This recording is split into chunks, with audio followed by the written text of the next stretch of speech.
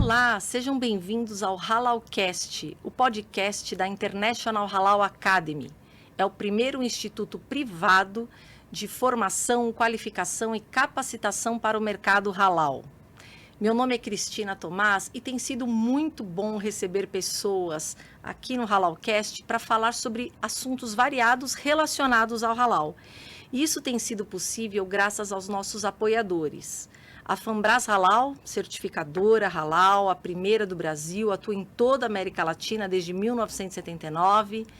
O Sheraton World Trade Center, que fica aqui na Zona Sul de São Paulo, e acomoda o R1 Space, esse estúdio bem bacana que nos recebe, que é propriedade do grupo R1, especialista em soluções de audiovisual para eventos e cenografia sustentável. Hoje eu recebo a Elaine Carvalho. A Elaine é gerente de qualidade halal da Fambras Halal, é também docente da International Halal Academy e ela vai nos explicar detalhadamente o processo de certificação halal, que a gente vira e mexe fala aqui sobre produtos certificados e hoje a gente quer explicar, Elaine, a gente quer explicar detalhadamente como é que funciona esse processo. Oi, Cris, vai ser um prazer estar aqui com você hoje, agradeço o convite. E é realmente isso, nós estamos aqui para desmistificar a certificação halal, para trazer cada vez mais conhecimento, mostrar, afinal, o Brasil na posição de maior exportador de alimentos halal do mundo. Nós temos ainda uma parcela muito pequena de empresas que fazem parte, que devem ingressar no mercado. Então, vai ser incrível essa oportunidade de desmistificar e deixar aqui um conteúdo para eles consultarem a qualquer momento. E talvez explicando, né, Elaine, mostrar para o pessoal que não é nada impossível, não é nada absurdo, né? Óbvio, há coisas que precisam ser respeitadas, mas que não é nada, né, de outro mundo, enfim. É tudo muito possível, ainda mais com a ajuda da Fambras Halal, né? Com certeza. Há tipos de indústrias que imaginam que o processo de certificação halal vai ser super complexo. E quando elas começam a se deparar com a lista do que elas precisam, elas falam, nossa, mas eu já tenho tudo isso. Sim, então já é mais do que meio caminho andado e o processo se torna super fluido. Com certeza. Elaine, então a minha primeira pergunta é o seguinte: qual a importância da certificação halal na exportação de produtos? Certo. Então, Cris, existem países de maioria islâmica que têm como critério somente a compra de produtos que sejam certificados halal. Então, quais são esses países? Os países de maioria muçulmana. Por exemplo, os países árabes, ali, Arábia Saudita, Emirados Árabes, Bahrein, Catar, Omã, Kuwait. Países da Ásia, então, Malásia, Indonésia, que são países com maioria de população muçulmana. E aí, para esses países, para você conseguir ingressar no mercado, você precisa ter a certificação halal. Então, vai ser um critério de compra. Caso você não tenha, o seu produto dificilmente irá ingressar no país. E se ingressar, por exemplo, às vezes para atender uma demanda de um hotel, que vai ter um alimento não halal, alguma coisa muito específica, mas não vai ter aceitação no ponto de venda. Então, a certificação halal, ela permite que você comercialize com esses tipos de países, além de ser um diferencial e um selo de qualidade. Sim. E quando eu falo isso, Cris, eu quero trazer a ideia aqui. Não é mais só países islâmicos que compram produtos halal. As pessoas pensam, halal é só para os países árabes, mas não. Hoje, um grande comprador de alimentos halal do Brasil é a China. E a China não é um país de maioria islâmica, mas é um país que tem uma parcela, né, de muçulmanos e muitos não muçulmanos que são adeptos aos produtos halal, por enxergarem ali um selo de qualidade. Então, Cris, eu quero reforçar, a certificação halal ela é para todo mundo. Ela é uma certificação religiosa, surgiu do Islã, mas hoje ela não se limita ao consumo de muçulmanos. Qualquer um pode consumir um produto halal, com a certeza de que ali ele tem um processo que passou por um sistema de gestão de inspeção para garantir a qualidade. É um selo de qualidade. Com certeza. Um selo de qualidade. Agora, assim, para o muçulmano especificamente, o que significa o selo halal? Quando ele olha ali, o que significa para ele especificamente? Confiança e respeito. Né? Ele confia quando ele vê o selo, que aquele produto atende aos critérios da religião islâmica, e ele enxerga que aquela empresa respeita os critérios, está apta ao seu consumo. Então, ela se preocupou em produzir um alimento, vamos dizer assim, que seja apto ao seu consumo. Então... Que respeitou, né? Que respeitou o que para ele é importante para o próprio consumo. E cabe a gente comentar, Cris, que hoje o conceito halal, ele vai muito além da composição de um alimento, né? Então, quando eu falo, o alimento halal, além da empresa ter que fabricar o alimento de acordo com os critérios da jurisprudência islâmica, não ter nada que seja considerado haram, inapropriado, por exemplo, a presença de porco ou algum derivado da indústria de bebida alcoólica, ela também precisa praticar o que a gente chama de conceito ético. Então, o muçulmano sabe que aquela empresa vai ser uma empresa idônea, que não trabalha com mão de obra escrava, que descarta adequadamente seus resíduos, porque tudo isso faz parte dos critérios avaliados durante a auditoria de certificação halal. Que não prejudique o meio ambiente, Com certeza, com certeza. Então, assim, Elaine, eu falei que a gente ia explicar detalhadamente, né? Então, vamos lá. Então, imagine que eu sou uma fabricante de pão de queijo. E eu quero certificar o meu produto, eu quero ter a certificação halal. Qual é o primeiro passo? Entra no site www.fambrashalal.com.br, na aba Fale Conosco, e você vai poder ali fazer a solicitação de certificação. Tá. Então, você vai manifestar o interesse da sua empresa em ser certificada. Na sequência, a gente vai enviar um formulário onde você vai inserir os dados. Então, qual é a sua empresa, quais são os produtos que você fabrica, quais são os ingredientes de forma bem superficial que estão envolvidos ali na sua produção, na sua fabricação de pão de queijo. E aí a gente vai te sinalizar, olha, sua empresa tem condições de ser certificada halal ou não, a sua empresa não tem condições de ser certificada halal. Por exemplo, você fabrica pão de queijo com calabresa. Nesse momento da solicitação eu já vou sinalizar, olha, Cris, a calabresa é um alimento de origem suína, haram, não pode ser certificado. Então, nós podemos certificar o pão de queijo tradicional sem a calabresa? Caso positivo, a gente vai dar sequência no processo com você, ali de proposta, contrato. Se você falar, não é possível, só tenho interesse neste produto, a gente já nem começa, porque, infelizmente, a calabresa é derivada do suíno e é um produto que não está passível da certificação halal. Você usou o termo haram, né? Isso. O que é o termo haram, Elaine? Só para explicar. Vamos falar, então, que é o termo halal primeiro. Isso. Né? A palavra halal, ela significa lícito. É tudo aquilo que é permitido para o consumo de muçulmanos.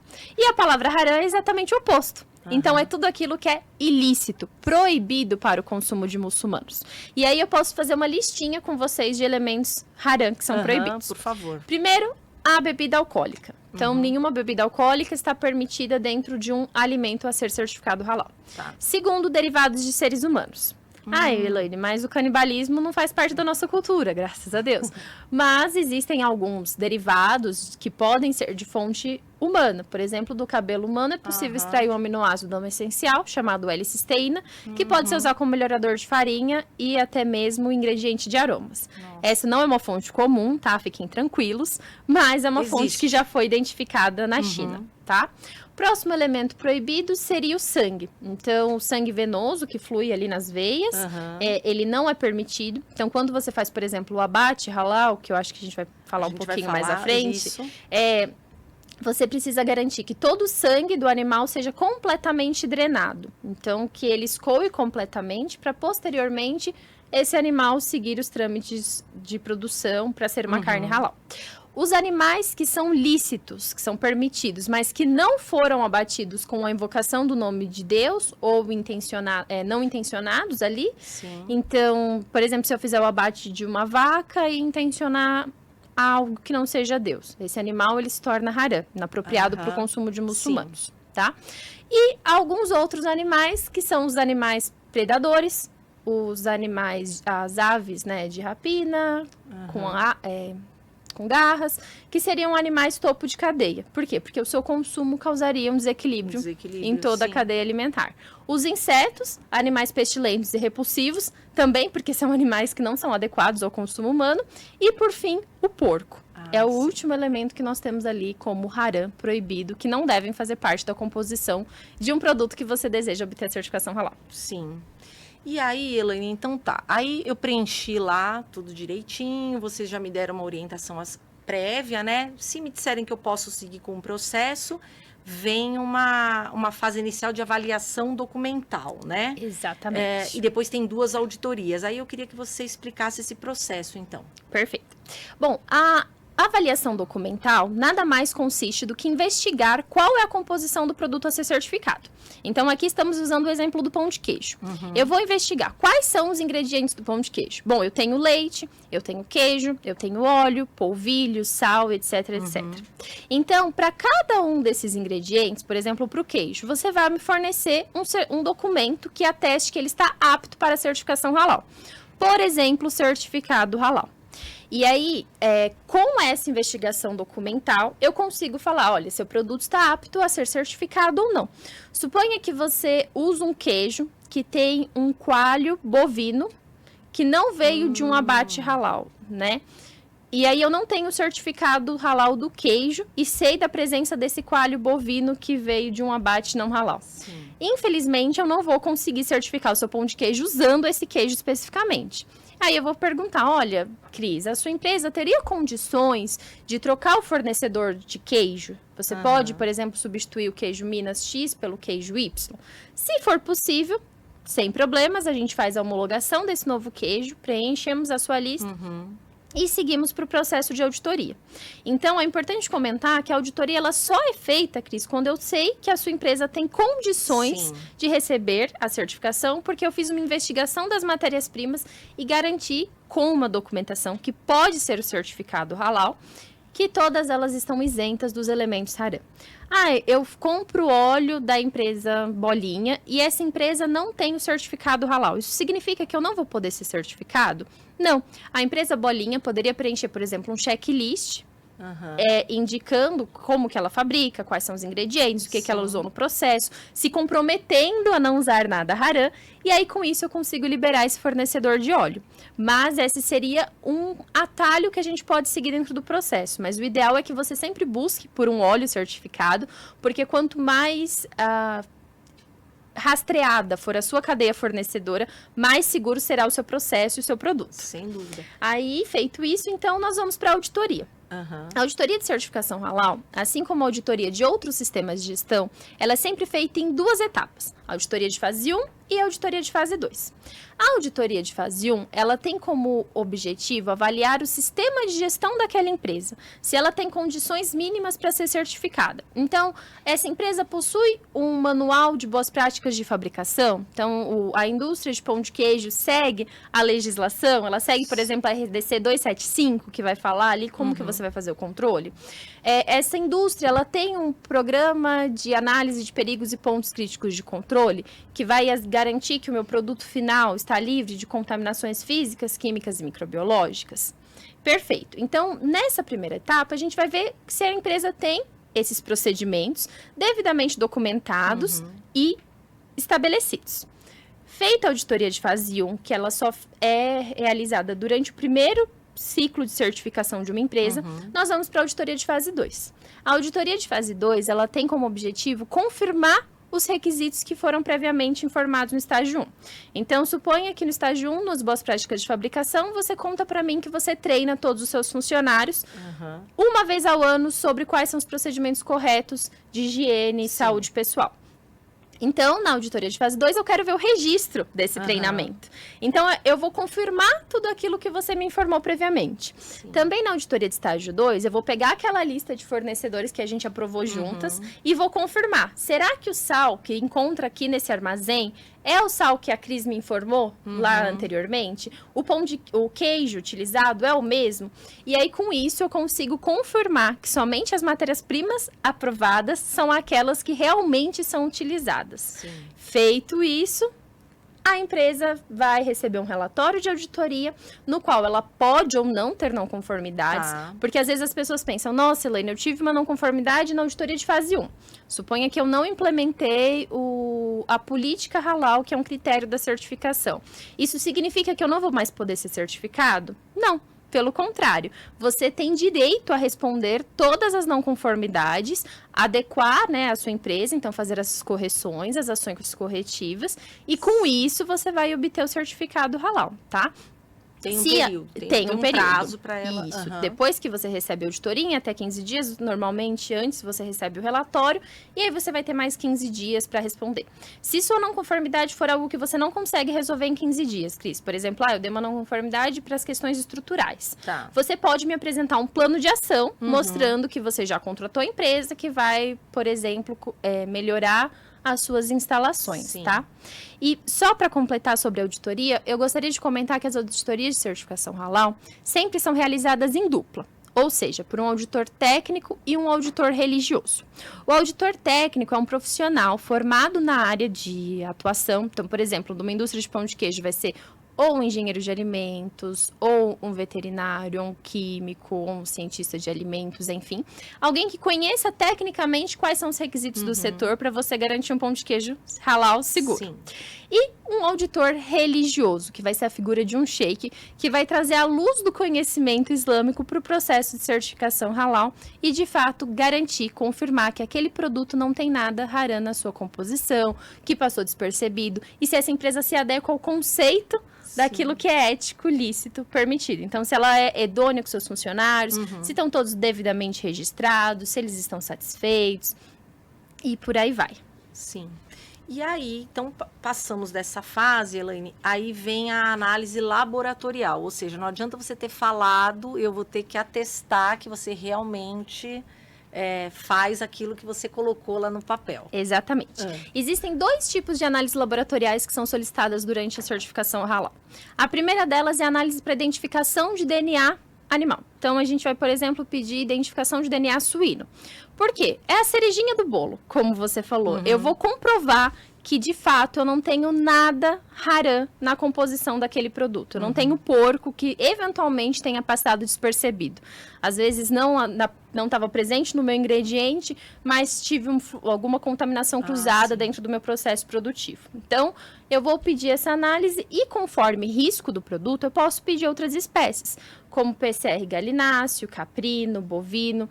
E aí, vai variar de acordo com a característica do produto, né? Então, se eu estiver pensando num leite vitaminado, eu sei que as vitaminas, elas podem vir do fígado de 1000 animais, né? Então, ela pode vir do fígado da galinha, então faz sentido eu pedir um PCR galináceo. Tá. Mas não vou pedir o PCR bovino, porque se eu tô falando de um leite, obviamente vai ter a presença do DNA bovino ali.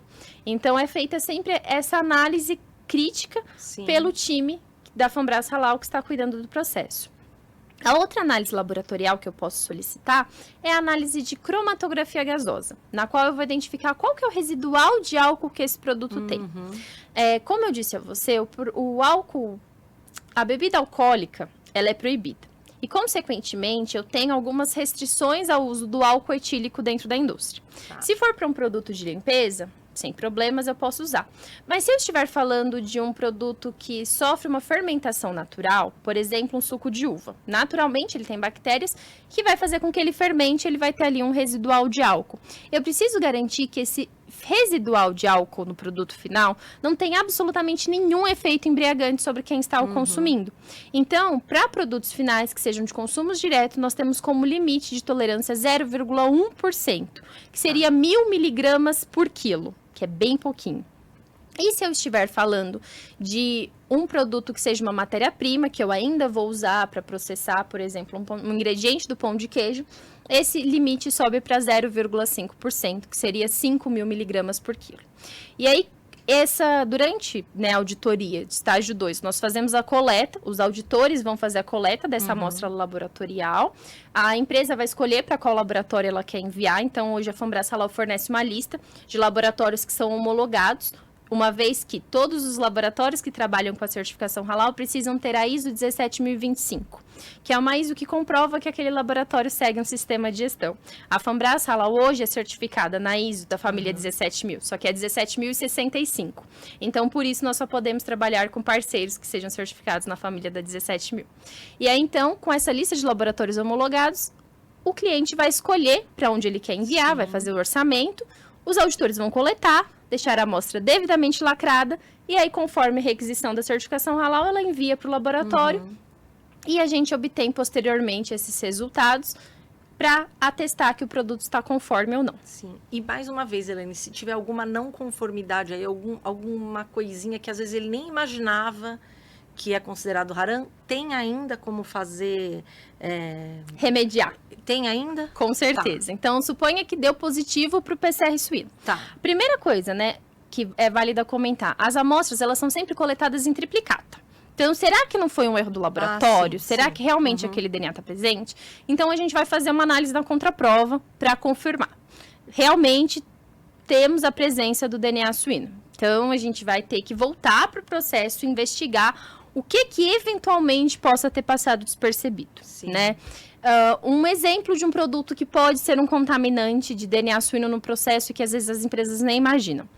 As indústrias de alimentos precisam usar um produto chamado lubrificante de grau alimentício. Ele é usado ali nos equipamentos para que eles funcionem corretamente, né? Não trave, não acumule, enfim. E aí, esse lubrificante precisa ser de grau alimentício porque o alimento pode ter um contato com ele acidental, intencional ou não. Se esse alimento não for de grau alimentício, esse lubrificante não for de grau alimentício, ele vai ser uma fonte de contaminação para o meu alimento. Sim. Então, o lubrificante também precisa ser apropriado para o halal, porque ele poderia ser uma fonte de contaminação para certificação. Então, suponha que eu vi que o lubrificante que essa empresa usa é um sebo suíno. Entendi. Ele seria uma fonte de contaminação dentro do meu processo que eu preciso eliminar completamente. Então, se eu identificar que foi isso, a gente vai retirá-lo do processo, trocar por um lubrificante. Hoje já existem lubrificantes certificados no mercado. E aí a gente vai repetir a análise laboratorial. Ah, não é isso. Então, a gente vai fazendo a rastreabilidade. Vamos voltando. O que aconteceu nesse dia de produção? Quais são todos os ingredientes envolvidos? Quais é a documentação halal que eu tenho para cada um desses ingredientes? Se precisar, eu posso analisar minhas matérias-primas de forma separada. Mas olha, Cris, eu trabalho com certificação halal há 10 anos. E graças a Deus, eu nunca me deparei com um caso que deu positivo lá no finalzinho, o DNA suíno, tá? A gente sempre, os auditores têm esses riscos invisíveis. Por exemplo, a questão do lubrificante de grau alimentício já como um highlight do processo. Tá. Então, já é algo que normalmente a gente consegue controlar antes. Com a experiência, né? Com a experiência, com a certeza. vivência, já consegue mapear. Agora sim, Elaine, agora eu quero perguntar para você a questão do abate, né? Então, assim, eu dei aqui o exemplo do pão de queijo, mas existem alimentos que eu posso estar querendo a certificação e eles envolvem proteína animal. Aí entra a necessidade de um abate especial, né? O abate halal. E eu queria saber como esse processo é implantado, em que fase. Perfeito. Então, antes da empresa receber a auditoria de estágio 1 e estágio 2, ela precisa se adequar ao processo de abate halal. Tá. Então, aqui a gente vai voltar um pouquinho, a empresa vai manifestar o interesse. Olha, eu sou um frigorífico de abate de frangos e eu quero ser certificado halal. Tá. O que eu preciso? Então, nesse momento ali da solicitação, a gente vai passar para eles o esquema de certificação, que vamos dizer que é a regra do jogo, né? O manualzinho de instruções. Sim. O que ele precisa adequar? Aí ele vai fazer todas essas adequações e aí ele vai ter uma mão de obra específica para fazer esse processo, ele vai adequar a sua linha produtiva, a capacidade de produção e aí com isso ele vai poder seguir para as auditorias. E afinal, Cris, o que é o abate halal? Sim. O abate halal nada mais é do que um ritual de sacrifício que deve seguir os princípios da jurisprudência islâmica.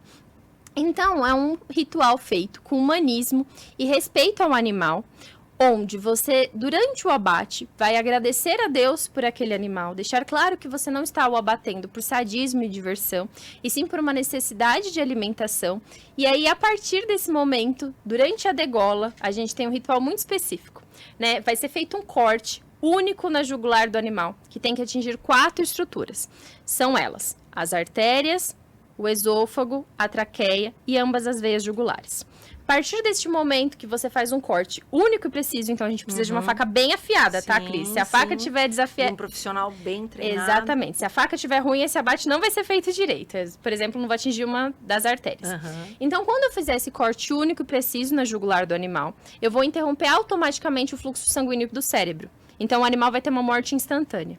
Parou de sentir dor, parou tudo. Sim. E aí, a gente vai fazer um processo de drenar e escoar corretamente o sangue. No momento desse corte, o degolador, ele tem que invocar a frase Bismillah Allahu Akbar, que significa, em nome de Deus, Deus é maior. Essa frase, ela tem que ser realizada com a intenção de você agradecer a Deus pelo abate desse animal. O degolador, que é o profissional que vai fazer esse tipo de corte, ele deve ser um muçulmano. Na ausência de um muçulmano, de acordo com o Alcorão Sagrado, pode ser realizado por um judeu ou por um cristão, desde que ele conheça e entenda os fundamentos do abate halal. Então, uma pessoa que passou por um treinamento, que segue uma religião monoteísta, né, que são a religião dos nossos irmãos, e com isso, ele intenciona o abate a Deus. Ele sabe quais são os critérios deste processo. Feito essa degola, o animal, então, é colocado de ponta cabeça, onde ele vai escoar, drenar completamente o sangue. Lembra que eu comentei? O sangue ele é um elemento proibido. E aí, por que essa drenagem, esse escoamento do sangue, ele é tão importante?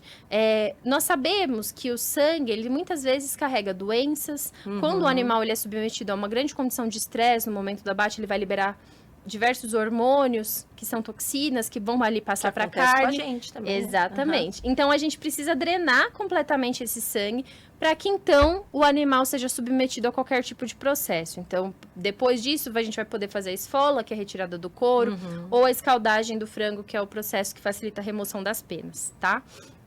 Durante o abate halal, o frigorífico precisa zelar pelo bem-estar animal. Então, se a gente estiver pensando numa linha de frango, o degolador, o funcionário que vai fazer a pendura tem que colocar esse frango cuidadosamente pendurado ali na nória, não com força, não pendurado pelo pescoço, porque isso geraria um sofrimento, um estresse desnecessário ao animal, e aí não seria uma conduta ética. Então, tudo isso vai ser avaliado ali dentro do processo. Apenas animais de espécies permitidas podem ser abatidos de maneira halal. Então, bovinos, caprinos, galináceos. Não existe abate halal para porco, porque o porco ele não é permitido em nenhum tipo de situação. E também vale comentar, Cris, que é uma dúvida que eu tenho recebido muito, assim, nos meus últimos treinamentos, sobre peixes. Peixes não precisam de abate halal, tá? É um ritual feito apenas para aves, bovinos, caprinos, enfim, esses tipos de animais, tá? Animais que sejam aquáticos não precisam de abate halal. Olha, interessante, né? Elaine, então tá. Então vamos lá. Passamos lá a análise laboratorial, né? A gente já está caminhando para o final.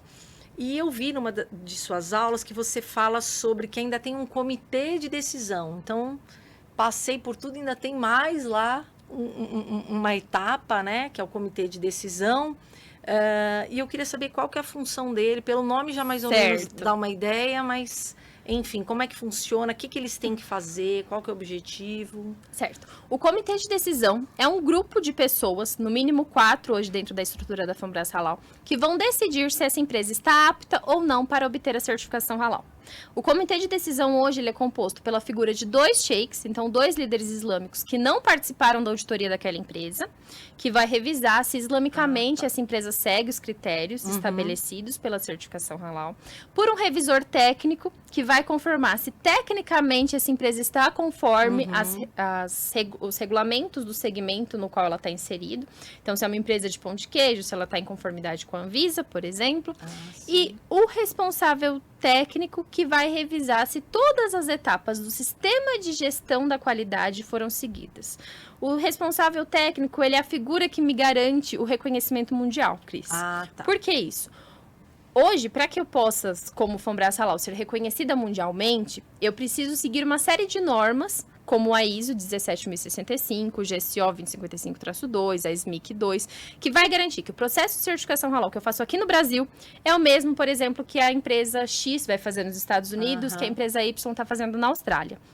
Então, eu tenho um passo a passo a ser seguido, que é essa solicitação, proposta, contrato, auditoria de estágio 1, relatório de não conformidade, auditoria de estágio 2, relatório de não conformidade. Então, o responsável técnico vai ver se cada uma dessas etapas foi devidamente realizada, se está tudo registrado, para que quando eu receber uma auditoria internacional, porque eu, como certificadora, também passo por auditoria, eu possa provar que, por exemplo, a empresa da Cris de pão de queijo está realmente em conformidade. Ela é verdadeiramente halal.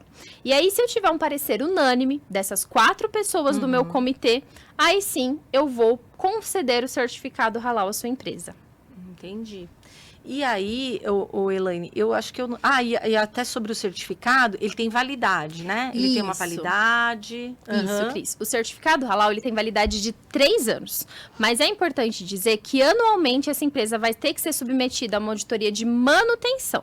Então, eu dei o certificado para a Cris hoje, aqui em maio, né? A gente já tá em maio.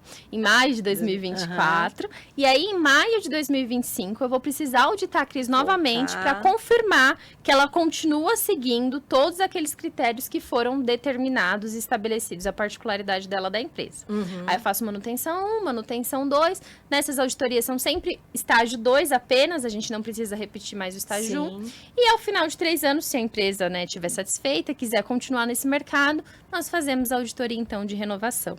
E uma coisa importante que a gente sempre avalia, a partir do momento das auditorias de manutenção, eu passo a verificar a presença do selo halal nas embalagens. Então, por exemplo, aqui a gente tem uma água mineral, da Fresca, que ela tem o selo halal na embalagem. Durante as auditorias, nosso time vai confirmar se realmente esse selo está corretamente aplicado, se ele está legível, se a embalagem da Fresca não infere, por exemplo, os princípios da jurisprudência islâmica. Pensa comigo, você certificou seu pão de queijo. Aí você vai fazer a foto da propaganda do seu pão de queijo, você coloca lá o seu pão de queijo do lado de uma linguiça, uma calabresinha junto, um bacon. Aí pode ser que eu falo, olha, Cris, esse elemento é haram, não pode ser vinculado à imagem da certificação halal. Então, na auditoria, a gente também vai confirmar se o seu selo está corretamente aplicado. Sim. E aí, Elaine, eu também vou citar uma outra aula sua, que você fala sobre a implantação do sistema de garantia halal. Isso. Explica pra gente, é algo assim para que se mantenha isso, para que tenha uma cultura dentro da empresa? Exatamente. Então, vamos lá. Um dos critérios da certificação halal, que é um dos requisitos que a empresa deve cumprir, além de ser ética, além de não ter elementos haram, é implantar o que nós chamamos de sistema de garantia halal. Então, é tornar o halal parte do dia a dia da empresa, algo que eles vão se lembrar toda a produção, constantemente. Então, ela vai escolher como implantar isso, pode ser um manual do halal, pode ser um procedimento, pode ser uma instrução de trabalho, da forma que decidir, desde que seja uma parte integrante do seu sistema de gestão. Implantado esse sistema de garantia halal, ela vai definir qual é o compromisso dela com a certificação. E aí ela vai chamar um grupo de pessoas, que vai ser o comitê interno halal, que serão responsáveis por assegurar que o halal está sendo praticado no dia a dia. Para quem é da indústria de alimentos, vocês vão saber o que eu estou falando. O sistema de garantia halal, ele é muito similar ao APPCC. Só que ao invés de avaliar perigos e pontos de controle físicos, químicos e microbiológicos, eu vou avaliar quais são os perigos que eu tenho dentro do meu processo produtivo relacionados à certificação halal. Então, qual que é o risco de ter uma contaminação cruzada? Qual que é o risco de eu usar uma matéria-prima não halal? Qual que é o risco do meu comprador, do meu funcionário, né, da área de compras, não saber o que é certificação halal e adquirir um queijo sem certificado? E para cada uma dessas etapas, ele vai, então, dentro do processo produtivo, determinar como ele vai controlar isso. Então, é uma forma dele ser responsável pelo sistema de garantia halal no dia a dia. Inclusive, um dos critérios do sistema de garantia halal são os treinamentos dos funcionários envolvidos no processo produtivo. Eles precisam passar por treinamentos pelo menos uma vez ao ano. Esse treinamento pode ser feito internamente por um colaborador que conheça, ou ele pode ser oferecido pela International Halal Academy. Nós temos hoje alguns cursos que são oferecidos ao ano gratuitamente para a capacitação dos funcionários, que atende justamente a um dos critérios da certificação. E também o cliente tem que fazer uma auditoria interna, ou seja, pelo menos uma vez por ano, ele vai visitar o processo dele e confirmar, se fato, se os requisitos da certificação halal estão sendo cumpridos, tá? Ah, Elaine, eu preciso fazer uma auditoria interna exclusiva para a certificação halal? Não. Muitas empresas hoje já têm a cultura de fazer uma auditoria interna do sistema de gestão da qualidade. Então, você poderia incluir uma sessão ali de perguntas e respostas relacionadas ao tema halal, e isso já seria suficiente para o nosso processo. Então, o sistema de garantia halal é um documento onde a empresa, resumidamente, né, vai estabelecer o seu compromisso com a certificação halal e como que ela vai seguir isso no dia a dia. Sem dúvida, é um compromisso que tem que ser dela também, tem que estar no dia a dia e entender essa cultura toda, né, Elaine, todo esse processo, os riscos, como você mesma falou. Elaine, esse processo, a gente fala muito de alimento, né? Mas esse processo de certificação que a gente conversou aqui não é exclusivo para alimentos, certo? Não. Uhum. Alimento, né, é o setor mais difundido. Quando a gente pensa em certificação halal, a primeira coisa que vem é alimentos e principalmente carne, né? A pessoa pensa muitas vezes que certificação halal é só para carne. Mas não, além dos frigoríficos, nós temos um nicho gigante a ser explorado. Tá. Eu gosto muito de falar uma frase, Cris, que é o seguinte: a certificação halal se aplica da fazenda ao garfo. Como assim? Qualquer empresa dentro do fluxo produtivo de um alimento está passível da certificação. Então, eu posso certificar a fazenda produtora de café, para saber que ali eu não tenho, por exemplo, uma mão de obra escrava, que esse café foi cultivado corretamente, que a empresa respeitou as nascentes de rios que estão ali nas suas dependências, que ela não tem uma fabricação de cachaça ou uma criação de porco junto na fazenda. Aí depois eu posso certificar a indústria que vai beneficiar esse café, que vai moer, torrar, colocar na embalagem. Posso certificar a empresa de embalagem que está fornecendo ali para minha indústria de café, se ela não tem nada na sua composição que seja haram. Nossa, Elaine, embalagem? Sim, Cris, embalagem também. Hoje nós temos no mercado as embalagens biodegradáveis, que para ter essa característica biodegradável, ela precisa fazer uso de um composto orgânico. E quem me garante que esse composto orgânico não vai ser de origem animal? Sim. Né? Então, isso também é avaliado. A empresa que vai fazer o transporte desse café até o meu país destino, né, o centro de distribuição, pode ser certificado. Sim. Afinal, ela precisa garantir que esse produto não vai ser submetido a nenhum tipo de risco de contaminação cruzada no fluxo produtivo. O supermercado pode ser certificado. Existem, em alguns países, mercados 100% halal. E existem mercados que destinam corredores, uma seção ali apenas para produtos halal, para facilitar a vida do muçulmano. Posso certificar também o restaurante que vai servir o cafezinho para você. Sim. Então, até a etapa final. Fora isso, eu tenho outros nichos que eu também consigo explorar, outras categorias de certificação. Então, eu posso certificar a parte de turismo, eu posso certificar os restaurantes, eu posso certificar as indústrias de fabricação de equipamentos, cosméticos, hotéis, né? Hotéis, posso certificar indústrias fármacos. Então, é bem amplo o segmento que a gente pode explorar. Serviços, não se limita né? Então, a não é alimentos. produto, tem serviço também, né, Temos Elaine? serviços também. O Elaine, e assim, em média, é claro, né? A gente sabe que talvez exista alguma variação, pode ter as não conformidades, ajustes, volta aqui, volta lá, mas em média, um processo de certificação halal demora quanto tempo? Eu diria que, em média, cerca de 3 meses a 6 meses, se demorar muito. Claro que eu tenho empresas que demoram um pouquinho mais, empresas que fazem até em menos de 3 meses, mas eu diria que essa média, já que a gente tem uma série de passo a passo a serem seguidos, as auditorias, elas não devem ser sequenciais, nós temos um intervalo, a empresa tem o tempo para implantar tudo. Mas, Cris, é um processo relativamente rápido e é um processo bastante seguro, né? Ele é um selo de qualidade que a empresa recebe. Então, para que realmente possa ser seguro, como tudo, a gente tem que esperar um tempinho, né? Porque senão não daria certo. E assim, assim, a gente tem recebido pessoas muito bacanas aqui, como eu disse no começo, e assim, teve um apontamento que diz assim, nós estamos lidando com a fé das pessoas também, né? Quando a gente está falando sobre o produto halal. Então, é algo que precisa ser feito realmente com muito critério. Você citou normas aí, então, às vezes as pessoas pensam que é só, sei lá, as regras relativas ao halal, mas existem normas internacionais, né?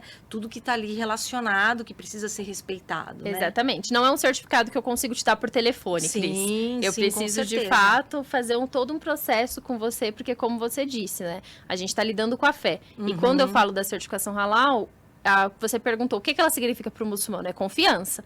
Ele confia em mim. Então, eu também sou responsável por aquele produto. Então, eu preciso garantir a minha marca na autoridade de certificadora. Sem dúvida, Elaine. Nossa, eu achei assim bastante, acho que nós cumprimos aqui com a missão, né, que era explicar esse processo de uma maneira bem didática, né, eu acho isso super importante. Mas antes de encerrar, Elaine, você falou sobre os cursos da International Halal Academy. Ano passado, a International Halal Academy promoveu um congresso científico, né? O CETEC Halal foi o primeiro também. 2025 tem mais, daqui a pouquinho devem estar aí sendo divulgadas as regras, né, os requisitos. E a Elaine participou, né, do CETEC, apresentando um trabalho científico, porque teve uma parte, né, do CETEC em que houve apresentação de trabalhos científicos relacionados ao halal. A Elaine apresentou um trabalho, foi um dos trabalhos, inclusive, premiados, né, Elaine? E eu queria que você falasse um pouquinho sobre essa experiência, até para estimular, de repente, outras pessoas aqui que estão nos assistindo, estão aí nas universidades, né? E estão aí pensando em temas de trabalho, de conclusão de curso, e de repente o halal é um caminho, e ano que vem pode estar aqui com a gente Com apresentando, certeza. né? E é como você falou, quando a gente está justamente na faculdade buscando um tema para concluir um trabalho. Então, no caso, meu trabalho, Cris, foi de conclusão de curso. Eu fiz uma pós em gestão de pessoas pela USP Exalc. E aí eu quis colocar o meu trabalho de fato na prática ali. E aí eu fiz uma pesquisa sobre quais eram os treinamentos mais importantes para um auditor halal aqui no Brasil. Afinal, a gente falou de normas. Sim. As regras da certificação halal, elas são as mesmas para o Brasil, para os Estados Unidos, para a Malásia, para a Indonésia. Então, países de maioria islâmica e países de minoria islâmica têm as mesmas regras. E será que os treinamentos que um auditor que trabalha na Malásia, que é um país que tem o halal nas veias, Sim. são iguais aos requisitos de um auditor halal no Brasil, um país de minoria islâmica, que apesar de tudo é o maior exportador de alimentos halal do mundo? Sim.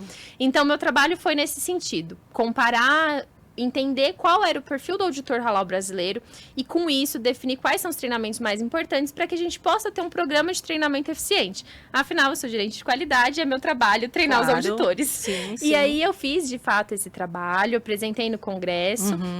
E foi uma experiência muito bacana, porque eu já tinha apresentado ele no meu TCC, tinha sido bastante elogiado, mas no meu TCC eu apresentei meu trabalho a leigos, pessoas que nunca sequer ouviram que era halal. Então, eu não podia simplesmente falar, olha, o auditor halal tem que ser isso. Eu tinha que trazer a luz do conhecimento halal naquele pouco tempo para depois apresentar o trabalho. Sim. E quando você apresenta para pessoas que já conhecem, faz toda a diferença, porque você consegue, de fato, ir a fundo nos critérios.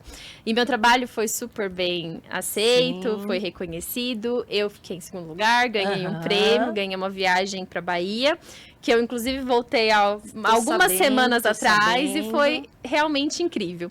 Então, sirvo, né, como exemplo. Funciona, você tem chance. Então, se você está aí na dúvida do que fazer como trabalho acadêmico, que tal incluir a certificação halal no seu trabalho de conclusão de curso, ou até mesmo ali um trabalho de alguma matéria que você acha que encaixa, traz esses critérios para dentro do seu trabalho, se inscreve no nosso congresso, né, Sim, e quem sim. sabe o ano que vem você está lá para apresentar para a gente, pode ganhar um prêmio bem legal. Fora que é uma experiência, um network incrível, Sem assim. dúvida. Eu E fiquei assim, muito feliz. Não, e assim, e para a International Halal Academy, é um estímulo e também, assim, gerar mais conhecimento, né, Elaine? Com certeza. E a gente tem um outro projeto na International Halal Academy hoje, que é o PEC Halal, Cris. Ah, sim, então, por o que é esse PEC? Ele é um programa de educação e capacitação para universidades. Nós tivemos aí recentemente uma turma do PEC Halal, onde nós trouxemos o conhecimento do que é a certificação halal e como obtê-la para os profissionais do futuro, né? Então, foi para uma turma de veterinários. Os veterinários são quem estarão amanhã trabalhando nos meus frigoríficos certificados.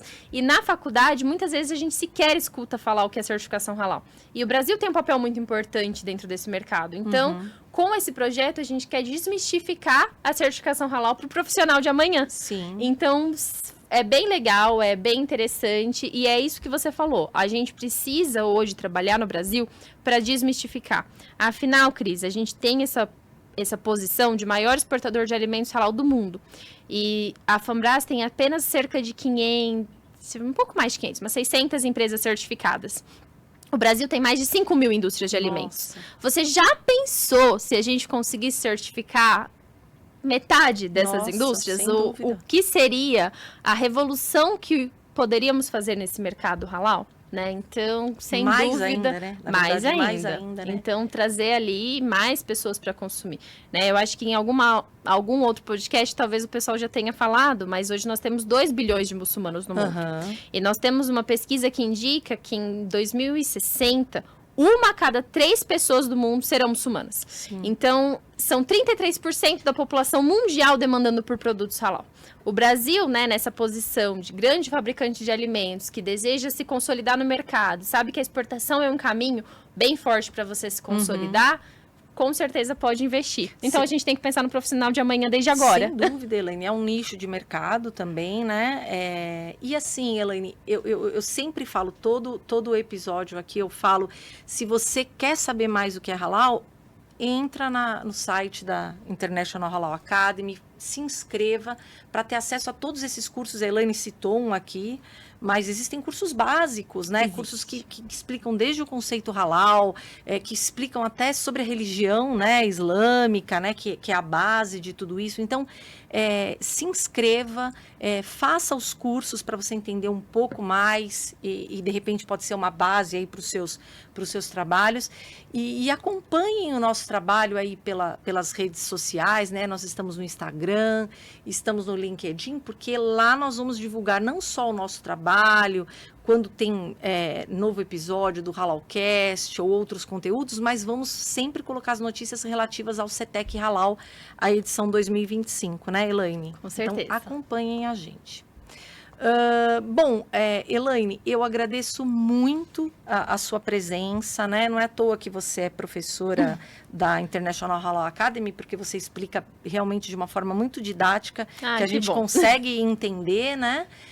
Eu agradeço muito a sua presença. Pode voltar sempre que você quiser. Vamos pensar aí em novos temas, né? O pessoal pode nos sugerir também temas, viu? Sugiram temas para a gente abordar aqui. Então, antes de me despedir de vez, eu agradeço aos nossos apoiadores, Fanbras Halal, Grupo R1, Sheraton, World Trade Center. Agradeço a equipe da International Halal Academy e agradeço a você que nos acompanhou e espero que tenham aprendido um pouquinho mais aqui com a gente. Um abraço e até a próxima.